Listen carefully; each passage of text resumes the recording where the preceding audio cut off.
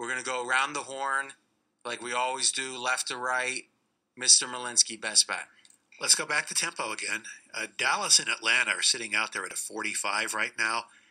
The Cowboys last year already were the slowest team in the NFL in their pacing, so they know how to do this. I believe they get even slower. There's not a lot of big playability, coming out of that offense. I don't see a tempo or efficiency from Dallas that gets us to 45. I think the defense is just good enough to keep Atlanta in check for what I'm going to need, but I think this tempo is going to be extremely, extremely slow. 45 would require exorbitant efficiency to go over. Any thoughts, guys, on that pick? Winner. Sounds good to me. I wouldn't go against it. You would never go against Mr. Malinsky, though. Once in a while. Every once in a while. Well, the one thing I'll throw out there is that the 2 games after that Aaron Rodgers got knocked out when Tolzien came in, they lined those at 48.5 and like 47. Both games 27-13. Final scores under. You cash not only that against the spread, but you cash your pleaser. Another thing with that, to Dave's point, no Tevin Coleman for Atlanta. He's their best running back. And that speaks to, again, what Steven does later on Thursdays. He'll be up by the time you can hear this. His underrated, overrated injury report up at pregame.com for free. Steven, by the way, before your best bet, I have a ticket, $100 to win $2,000 on the Eagles quarterback Sam Bradford to win Comeback Player of the Year. You interested? You interested in buying in? Let me say this about Bradford: if he can somehow escape the Jets, I think they get that offense turned around. They got to get through this week, though. And if anyone listens from the Foursquare Foundation here in Nevada, you will have a $100 donation coming. You might have to hang on till the end of the season. Here's what we should do. You might have. I would like. No, I'm not going to say. $20. I'll let you buy it. If it looks really, really bad, maybe we'll have you make the donation Thanksgiving week because it can be decided by then. Stick to your guns. Dave's putting a lot of stock in Adrian Peterson winning the Comeback Player of the Year award. Well, right now he has no touchdowns. Last week he fumbled 3 times. And last week he also put up a lot of yardage and looked pretty good with a lot of carries and touches. Best bet time, Steven Miller. I've taken 6.5 with Tampa Bay against Houston. It's more a fade on Houston. You talk about Dallas and Cleveland having the worst skill position players. Houston's right in there without Arian Foster, and he's not going to be playing. You got Ryan Mallett as your quarterback. Probably no Dwayne Brown, their left tackle, who's by far their best offensive lineman. They've got a motley trio of running backs headed by Alfred Blue who are awful. And Tampa Bay, a little shot of confidence going into New Orleans, beating them. Jameis Winston better than perceived. He's got Mike Evans now, who's at 100%, something he wasn't last week. And so I think Tampa Bay can hang in there with Houston. It's just that Houston, how many points can they put up on the board? Not too many. Fez, what was the look headline in that game? 1 second.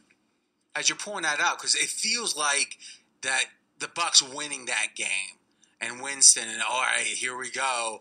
I'd like to see the adjustment. 8.5. Okay, yeah, so went through the key. Yeah, that's a little much for me. I certainly lean that way. I might be a little value gone there. Dave, what do you think on that game? I actually like it because, we had talked about Tampa Bay a lot on the show last week. Keep remembering in 2014 how close Tampa was to winning games. They had a lot of close losses. That team wasn't that far away, just a little more playmaking ability. But here's the big thing. There's such a difference between winning at New Orleans, and we would have, of course, been happy if they lost by 3, the fact that they got the W, because that's what they weren't getting last year. Get over the hump a couple of times, and a team that's not bad across the board. Tampa could play 500 ball this year. In fact, this is one of these games where you see 6.5 now. In November, you may look back and think the line should have been 3.5 or 4. A lot of Survivor players wish that the Saints would have won by 3, even with the Bucs batters at plus 10 or so. Steven, you wrote an article up at pregame.com. 87% of Survivor players in the Yahoo contest, which is gigantic, lost last week. Some of these people didn't learn their lesson from last year. They got knocked out in week 2 with the Saints when they lost to Cleveland. Well, I played the Saints. But that was at Cleveland. This was at home. And a lot of, your social media, a lot of tweets. I'll never play those damn Saints again, Last question on this game. O'Brien with the Texans came out of college a lot of serious people I respect thought this guy is going to be a really good coach.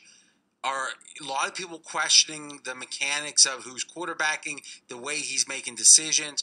Are we downgrading the Houston coach? I think O'Brien's a terrific quarterbacks coach, offensive coordinator. Don't know about head coach yet. Something like deciding on the quarterback and how to go about that is an executive skill. Yes. He's got two terrible quarterbacks. What can he do? Another thing about that game, there's a chance DeAndre Hopkins doesn't play. If he doesn't play, they don't have a decent wide receiver. I mean, O'Brien just doesn't have that much. They're an entirely different offense when they have Arian Foster, and I think he comes back next week. Best bet from Steven over Tampa Bay Bucks plus 6.5. Steve Fezzik, bat and cleanup. All right, we're going to go 474 Baltimore Ravens laying 2.5, which is interesting because I have the Bengals 3 points better in my power ratings, but I feel it's the mother of all good spots for Baltimore. I'm a Bengal fan, so I'm a little biased, and I root a little bit for the Bengals. Not this week. I think Cincinnati is a fat, drunk, and happy 2-0. Andy Dalton does not tend to win big games, and this is most certainly a big game. I'm going to give Baltimore a pass. They played 2 games and really 2 coin flip results. Against Denver, I thought Flacco threw a very capable third down and long pass, 3rd and 10, into the end zone, and his guy could have come down with it. It got intercepted. And then against Oakland, another coin flip game, team on the come, Oakland, who was also 0-1, could have gone either way. Oakland won. Baltimore needs the game absolutely like blood. They're not as good as Cincinnati. They've got a nice home field advantage. They play very well at home, and I think they will find a way to get a 3 or 7 point win. I got to tell you something. This line shocked me. I do a little mental game and pick the line before I look at it. And the fact this game isn't 3 is a heck of a statement because these are teams very much driven by home field. The road team in Ravens games have covered 14 out of 36 only, and Cincy has covered 14 of 18 regular season home games. So Cincy had that great streak. They lost a few. Now they're back to a good streak. Now 14 of 18, and to be, and thus the theory being Cincinnati on the road, and that's the stat I should have quoted, isn't great. And to quantify that, sorry for getting a little off track there, last 38 Cincinnati games, the road team has only covered 12 of the 38. So to have Baltimore pretty much just to win the game, with Baltimore being such a home team, the market is saying Cincinnati is the clearly better team. Does anyone disagree with that? No, because Steve's right when he talks about his rating. Cincinnati is the better team. Situationally, you can get a good game out of Baltimore, but Cincinnati is the better team. But the key is identifying Cincy as the better team has this line down to 2.5. So it's Baltimore pretty much to win the game. I mean, obviously the game can fall 1 or 2, but not super likely. You mentioned about Andy Dalton. In his career against Baltimore, 7 touchdowns, 12 interceptions, 7 and 12 split. Not great. Best bet, Steve Fezzik on Baltimore. That's the Dream Pod. Remember, you can